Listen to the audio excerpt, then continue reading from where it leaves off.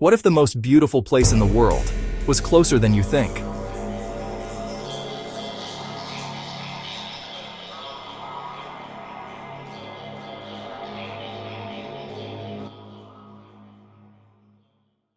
Imagine standing on the precipice of a silent world, the air crisp and thin against your skin, a vast emptiness before you that holds the very memory of time itself.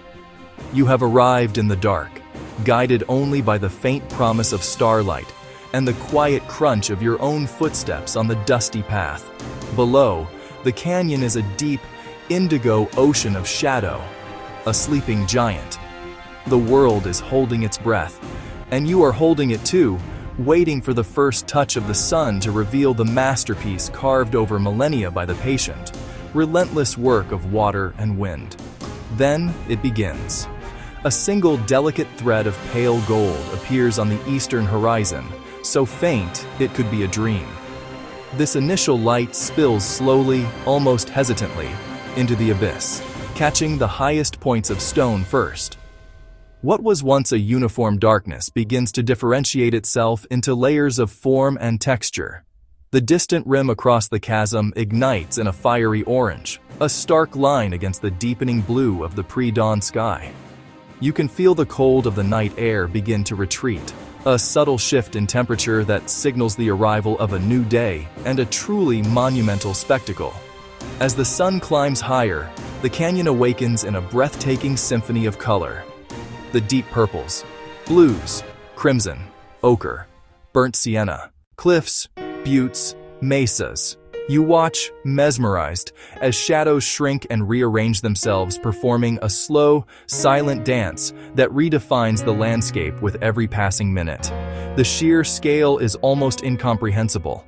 The air is so clear that formations miles away seem close enough to touch, yet their size reminds you of your own smallness. The silence is broken only by the whisper of the wind moving up from the canyon floor and the distant, lonely call of a raven soaring on the morning thermals. This is not just a view. It is a profound, geological story being told in the language of light and stone. Each layer of rock represents a different chapter in Earth's epic history. To witness the sunrise here is to feel a connection to that immense, ancient timeline. You breathe in the dry, clean air scented with desert sage and pine, and realize that some forms of beauty are so immense they quiet the mind and fill the soul with a deep, humbling wonder. Now, travel west, to a place where two powerful worlds collide in a dramatic and misty embrace. Here, on the wild coast of Washington's Olympic Peninsula, ancient, moss-laden rainforests march right to the edge of the thundering Pacific Ocean. The air is thick with moisture, a constant gentle mist that clings to your face and clothes, carrying the rich, loamy scent of the forest floor, the sharp, briny tang of the sea. Giant Sitka spruce, western hemlocks, draped in green tapestries of moss and ferns, stand as silent sentinels, their roots clinging to the very edge of the eroding cliffs. It is a landscape that feels primal, untouched, a remnant of a wilder time. The beach is not a gentle expanse of golden sand, but a dramatic shoreline littered with the bleached skeletons of enormous trees.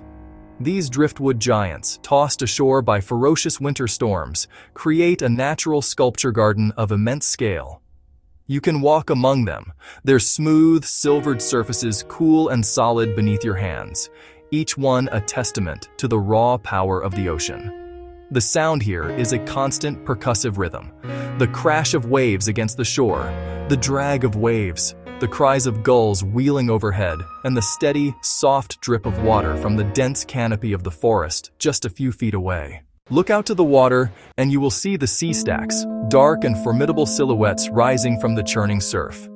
These rocky islands, remnants of a former coastline, stand defiant against the relentless assault of the waves. At low tide, the receding water reveals a hidden world of vibrant life.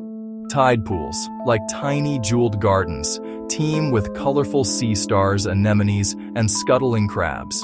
To peer into one is to witness a miniature, self-contained universe, a delicate ecosystem thriving in the harsh, rhythmic cycle of the tides. The touch of the cold, clear water, and the sight of such resilient life create a moment of intimate connection with the ocean's secrets. As the sun begins to set, it often disappears behind a thick bank of marine fog, transforming the world into a soft, focused dreamscape of gray, silver, and muted green. The crashing waves become a soothing, hypnotic roar in the fading light. There is a profound sense of solitude here, a feeling of being at the very edge of the continent. Leave the coast and journey inland, toward a range of mountains so sharp and sudden they seem to have been torn from the earth in a single, violent gesture of creation. The Teton Range in Wyoming does not gradually rise from foothills, it erupts. One moment you are crossing the flat, sagebrush-covered plains of Jackson Hole, and the next, a formidable wall of jagged granite peaks pierces the sky. There are no preliminaries. The sheer, breathtaking abruptness of their ascent captures your heart and holds your gaze, demanding your complete and immediate attention. The air here is different, thin, crisp, scented with pine and the clean smell of high snow. In the early morning, the peaks are mirrored with impossible perfection in the still, glacial waters of Jenny Lake, Jackson Lake.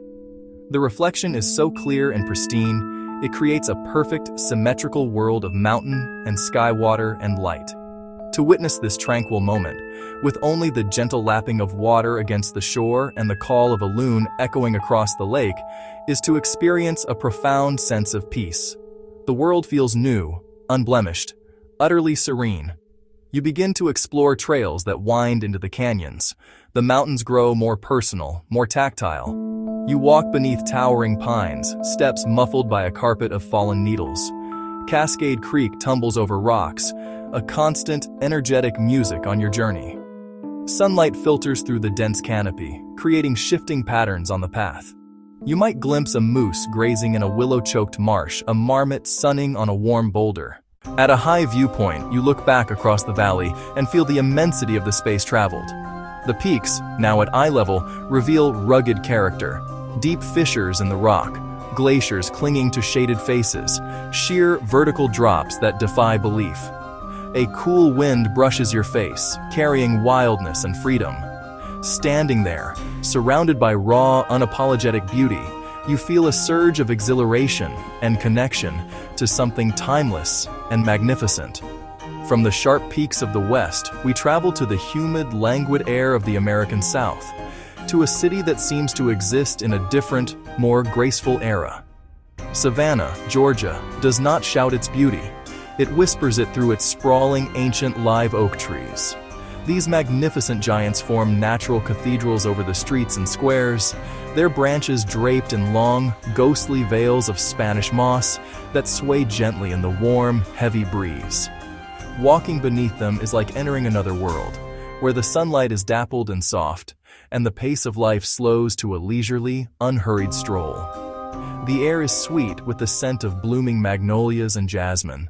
The city is built around a unique and elegant design of 22 public squares, each one a small, verdant oasis of calm. These squares are the heart and soul of Savannah, places where the community has gathered for centuries.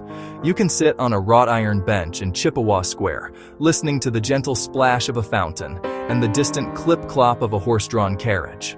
The sounds are soft, muted by the thick foliage and humid air. Children play on the grass, locals walk their dogs, and time itself seems to bend, allowing for moments of quiet reflection amidst the gentle hum of city life. Wandering from the squares, you find yourself on streets paved with time-worn cobblestones, leading down to a historic riverfront where old cotton warehouses have been transformed into bustling shops and restaurants. The rough, uneven stones underfoot feel like a direct connection to the city's complex past.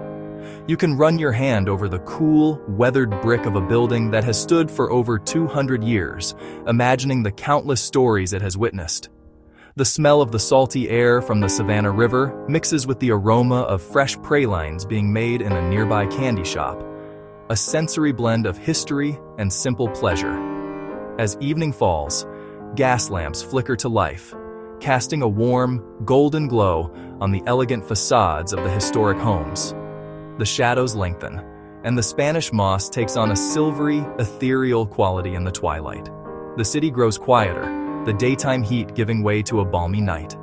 In this soft light, Savannah feels less like a city and more like a living storybook. Finally, we turn northward, to the vast, freshwater seas of the Great Lakes. Stand on the shores of Lake Superior in Michigan's Upper Peninsula, and you could easily believe you are looking out at the ocean. The horizon is a clean, sharp line, where a seemingly endless expanse of deep blue water meets the sky. The sheer scale is difficult to comprehend. This is a body of water so immense it creates its own weather, its mood shifting from glassy calm to ferocious, storm-tossed fury. The air is clean and cool, carrying the scent of water and the surrounding pine forests and the surrounding birch forests, a refreshing, invigorating fragrance that feels elemental. The shoreline here is a rugged masterpiece of sculpted sandstone cliffs painted in vibrant shades of red, orange, and white by the mineral deposits within the rock. At Pictured Rocks National Lakeshore, centuries of wind, waves, and ice have carved the cliffs into dramatic arches, caves, and formations that resemble turrets and castles. To kayak along the base of these cliffs is to feel dwarfed by their beauty, gazing up at the streaks of color that look like giant abstract paintings. The sound is a gentle echo, the dip of your paddle in the crystal-clear water and the soft lapping of waves against the ancient stone. Inward from the Great Lake, the northern woods offer a different kind of immersive beauty. A walk through a forest of towering white pines or a grove of shimmering aspen trees is a study in tranquility. The forest floor is a soft carpet of pine needles and moss, and the only sounds are the rustle of leaves in the breeze, the chattering of a red squirrel, and the distant drumming of a woodpecker. In autumn, these woods ignite in a spectacular display of color, fiery reds, brilliant oranges, and dazzling yellows. A final breathtaking celebration before the quiet sleep of winter. The crisp air and the crunch of leaves underfoot create a sensory experience that is both invigorating and deeply peaceful.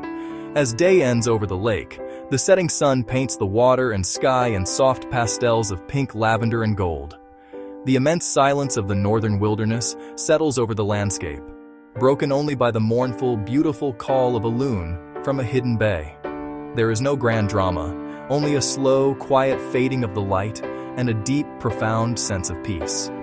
This is a subtle and patient beauty, one that doesn't demand attention, but rewards it generously. It is a beauty found in the vastness of the water, the quiet strength of the forest, and the simple, enduring rhythms of the north. It's peaceful, really.